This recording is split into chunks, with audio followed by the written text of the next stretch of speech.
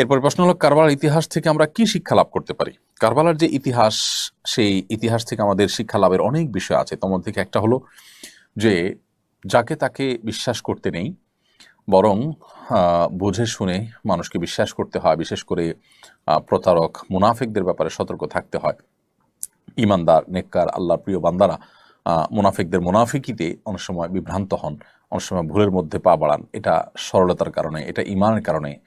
আল মুমিনু গিররুন করিম, ইমানদার তিনি তিনি কারোর তার সরলতার কারণে কেউ প্রতারণা করলে তার প্রতারণা তিনি অনেক সময় দেখা যায় প্রতারিত হয়ে পড়েন।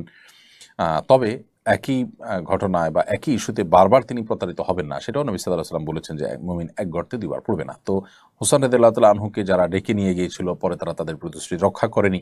এখান থেকে আমরা শিখলাম বা আমাদের শিখার বিষয় আছে যে আসলে কেউ আমাদেরকে আপন বললেই আমরা সবসময় আপন হিসাবে তাদেরকে গ্রহণ করব না।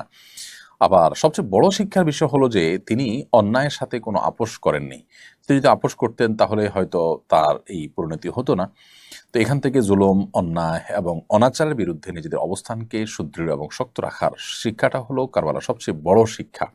আল্লাহ তাআলা আমাদের সবাইকে এই শিক্ষাগুলো, আরও যে শিক্ষাগুলো আছে সেগুলো অর্জন করার, সেগুলো আমাদের জীবনে ধারণ করার তৌফিক দান করুন। সেই সাথে হোসেন রাদিয়াল্লাহু তাআলা সহ সপরিবারে সেখানে যারা শাহাদাত বরণ করেছেন, শাহাদাতের উচ্চ মাকাম তাদেরকে দান করুন। তাদেরকে যারা নির্মমভাবে খুন করেছে, শহীদ করেছে, সেই পাপিষ্ঠদেরকে আল্লাহ তাআলা উপযুক্ত প্রাপ্য বুঝিয়ে দিন।